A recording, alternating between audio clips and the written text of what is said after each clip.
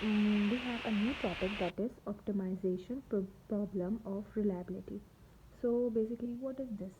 What is it written here? The reliability optimization problem involves minimizing the system cost to reach the reliability of the system, or by maximizing the system reliability under resource constraints such as cost, weight, volume. So what does it means? That this is basically for our reliability, just to improve our reliability and to reach the requirements for the reliability of a component, or to maximize the reliability. Like, we have a component and we want more and more reliability of that component. So what we do for that? We have a problem, that is optimization problem. So what happens in this problem? The cost of the system is either released, either it is minimized, or we have some resource constraints such as cost, weight, volume. So we work on these constraints. What are these? We have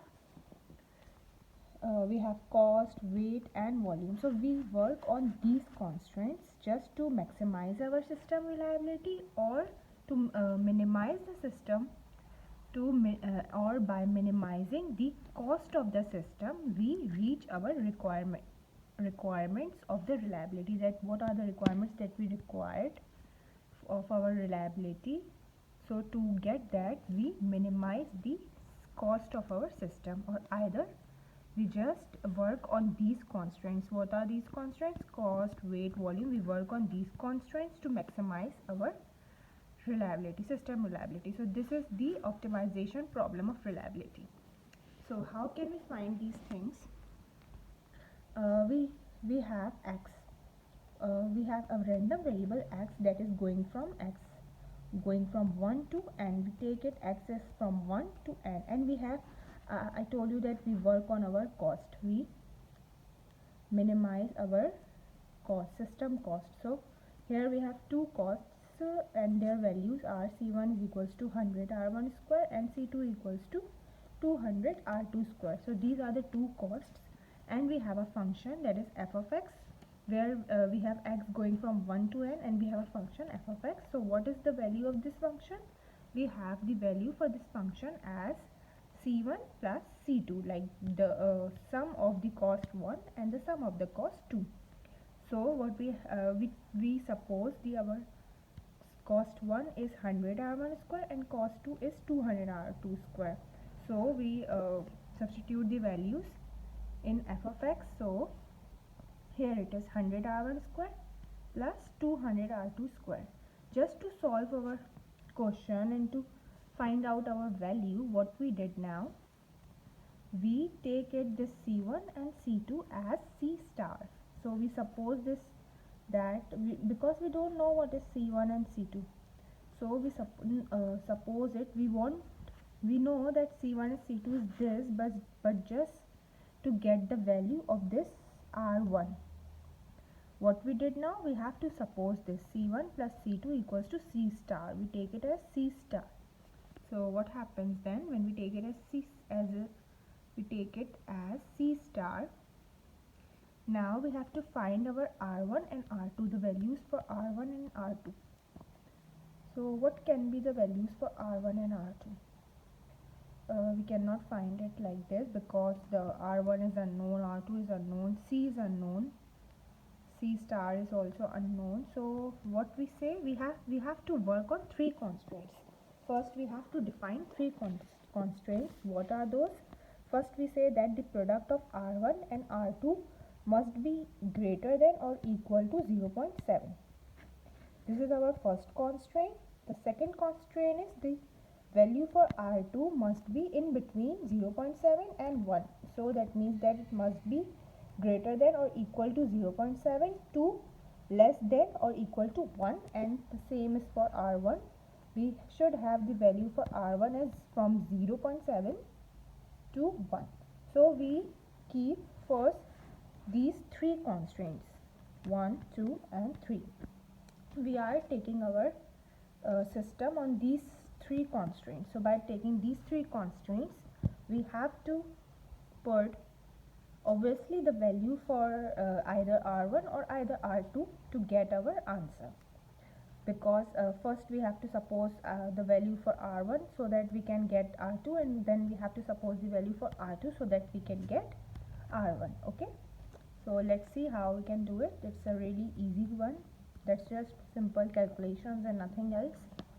So we say that our C star becomes equals to 100 R1 square plus 200 R2 square.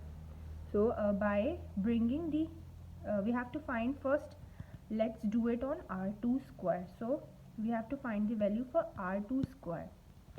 R2 square. So how it is find? How we can find it?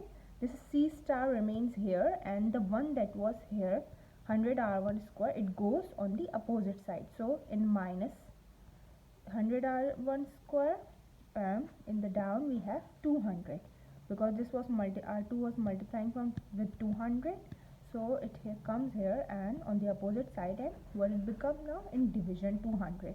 So we have to find only the value for R2, so that's why we will remove this square. And how we are going to do it?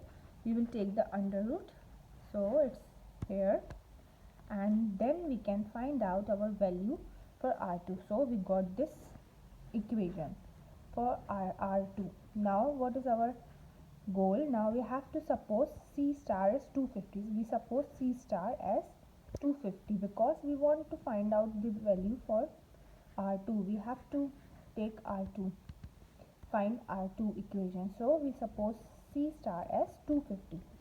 So what happens when we suppose C star as 250? We got something like this. Okay, but still we don't know what is R1. So until we don't know what is R1, we cannot find R2. So what we have to do for this, we have to suppose values for R1 just to find R2, and the same thing we will do when we will be working on R1. In the same way, we will find R1, we will suppose the values for inside R2, and we will get R1. So first see what we did on R2. We suppose values for R1. Okay, and here is the table. I have drawn it in the form of table. Upper one is the R1 and lower one is the R2. So we said it before that we have a limit of R1 and R2 from 0.7 to 1. So I took all the values from 0.7 to 1. These are the 1, 2, 3, 4, 5, 6, 7. 7 values.